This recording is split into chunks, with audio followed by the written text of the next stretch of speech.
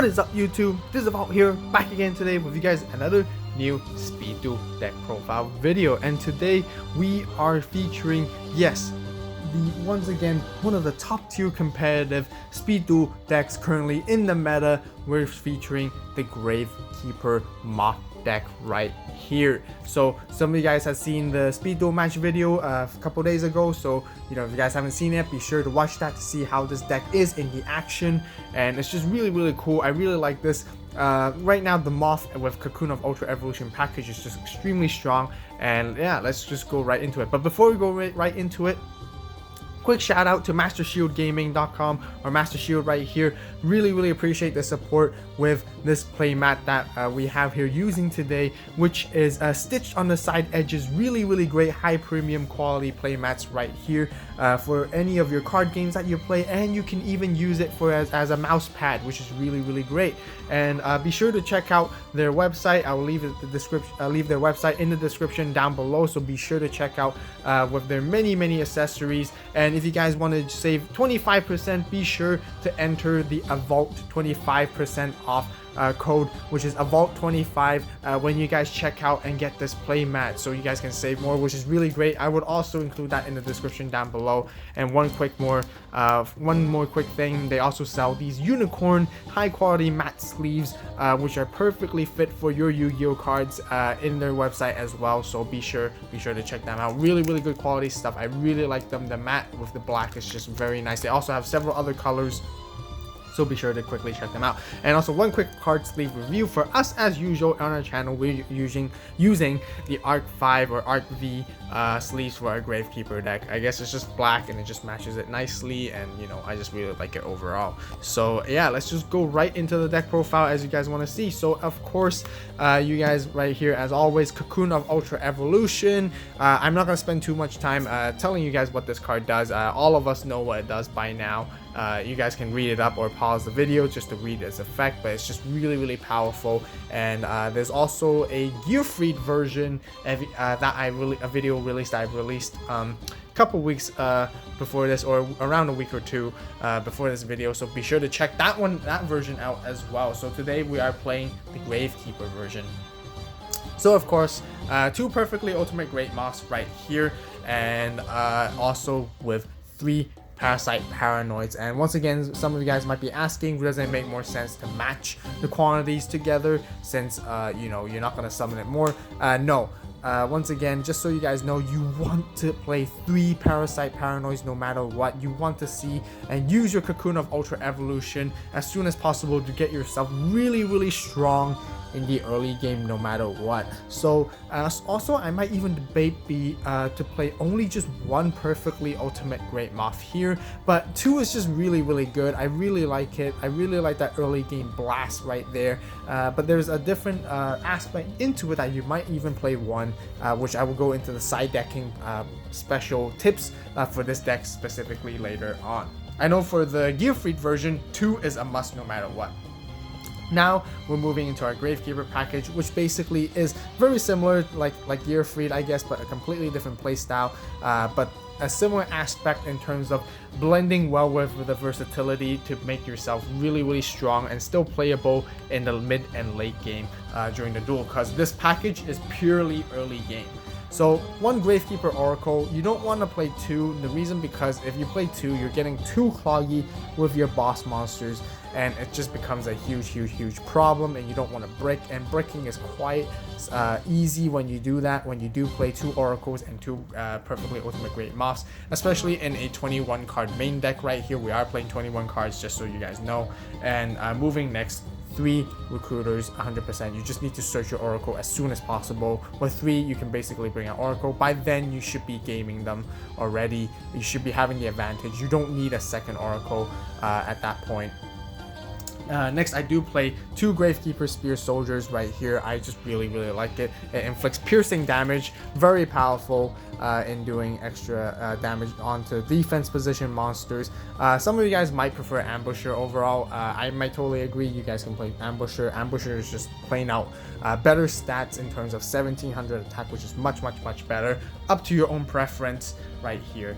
And we are playing 1 unique tech monster card, I guess. Right here we're playing one Blast Sphere, which combos very well with this deck, is because you do usually set your recruiters. You want your opponent to attack into your recruiters, and so that you can search your Gravekeeper monsters. However, if you play one Blast Sphere, you can really trick them and bait them into attacking it, and then blasting Sphere, inflicting damage, destroying their monsters, just really great. It works very well in different scenarios. Let's say in the early game, they attack into Blast Sphere and it pops and destroys their monster. They get scared to attack into your recruiter, or they'll start to think twice and try to play around thinking that your other 3 recruiters may be a Blast Sphere, but we only just play 1. You guys can play 2 if you guys like as well. That totally works out with this deck. And let's say even in a mid game or late game, in the early game you've been setting lots of recruiters, and then later in the game you suddenly, you know, put a Blast Sphere in the defense. They would totally not see it, and they won't expect that at all, and they might even accidentally attack into the Blast Sphere and helping you get a better advantage into that late game overall. So yes, this rounds off with the monsters right here, and then we're going to move into our traps. We actually don't play any spells in this deck, just so you guys know. So no spells, but I actually might change. There's quite a few things I would like to change actually with this deck profile after, you know, playing in that speed duel match, or not really change, but I guess give you guys alternative options instead. So you have to play 3 Floodgates. Floodgates are extremely powerful in this meta. It just works really well with Gravekeepers, especially with Oracle, because you set your opponent's monsters face down, making them useless, and then you summon your Oracle and blast them all out with its effect of destroying all face down monsters. Is incredibly powerful, and I really like that combo. You have to have back row removal. We're playing at least 2 Dust Tornadoes. I might even play some Night Beams even if I were to switch it up a little bit.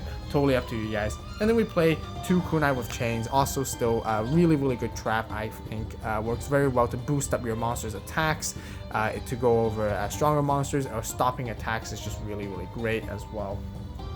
And then last but not least, we're playing 2 Rite of Spirits right here. Some of you guys saw, if you guys saw the Speed Duel match, some of you guys noticed that this card was very bricky and it wasn't very helpful. I might even just get rid of 1 to swap it out for a Night Beam or something else overall. And yeah, that basically rounds off the main deck right here. 21 cards, and yeah, let's go into the side deck.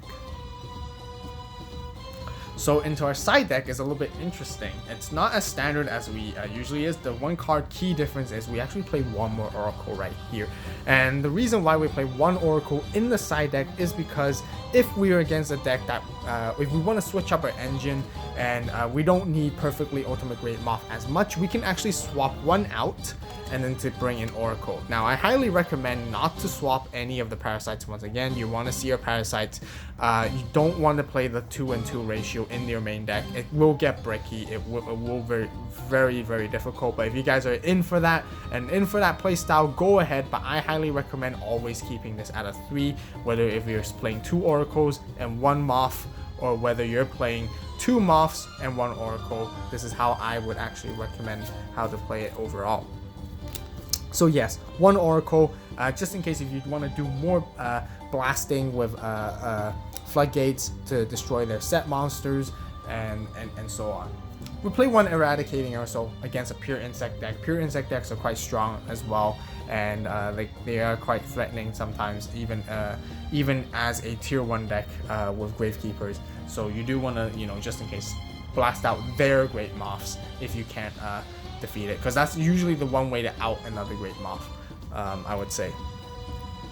Next, 1 more Dust Tornado for extra back row removal if you're against some stall decks that play lots of like Mask of Recurse, Spellbinding, and all that kind of stuff. You definitely want to Dust Tornado them away for extra back row, which I highly recommend. 1 Jar of Avarice if you're playing a very grindy game against a very grindy deck that stalls up, not really stalls, but like if you're against a matchup that really just like puts you into the late game all the time. Jar of Avarice is definitely a good way to replenish resources. Next, 1 Blast Held by a Tribute, of course, because it's a counter to people who play tribute monsters to play around Floodgate Trap Hole, and I mentioned before that how good this card really is to counter your opponent. And last but not least, of course, 1 Waking the Dragon right here, and does allow us to play an extra deck. So since Waking the Dragon is here, And our extra deck, standard. You guys seen it many times ever since the release of Trials of Kingdom. This is going to be standard until the next set comes or anything changes. We're playing 2 Arcana Knight Jokers, you know, 1 Alligator Sword, 1 Blue Dragon Ultimate Blue White Dragon, 1 Meteor B, and 1 Ryu Senshi right here. And you guys will always know why I prefer to play 1 extra Arcana Knight Joker. Well, first of all, there's not you know, there's not enough fusion monsters to choose from enough to diversify, but you know, Arcana Knight Joker, just play 1 more just cause really, but I think it's the best one out of all these 5 options. That's the only reason why I play 1 more. You really only just summon 1, and that's the 1 chance you get. But yeah, this basically rounds off the entire deck profile right here. As always, you guys, I hope you guys enjoy it. Be sure to hit that like button, really helps out. Subscribe to the AVAULT channel for more awesome and epic speed duel content. On here we have lots of speed duel content, match duel videos, deck profiles, you know, lots of discussion videos as well. Perfect place to learn about speed duels for beginners as well as competitive players. And yeah, what do you guys think about the deck profile right here? Be sure to comment down below. Be sure to use my deck as a base resource to build your own. This is the perfect version that works the best for me. There are several changes I want to do. There might be even several updates as time goes along to this deck as well, so be sure to stay tuned for that. But however, this is the best version I personally think at the moment there is. And yeah, if you guys, you know, have other suggestions for different cards to add into this deck, or cards that you guys might take out, be sure to let me know in the comment section down below. I really appreciate your feedback and support. It's a really great way to share your ideas, not just only to me but also to everyone else in the community watching this video as well, as they probably find it very helpful, and help each other out, support each other out. Really appreciate that. So thank you guys so much. So as always, thank you guys so much for watching. Be sure to subscribe once again if you guys want to see more speed duel content, because that's the best way to let me know you guys want more speed duel content on this channel. So once again, thank you guys so much for watching. You guys have a great day, great night wherever you are. See you next time. Stay tuned for the next video, and this is AVAULT signing out.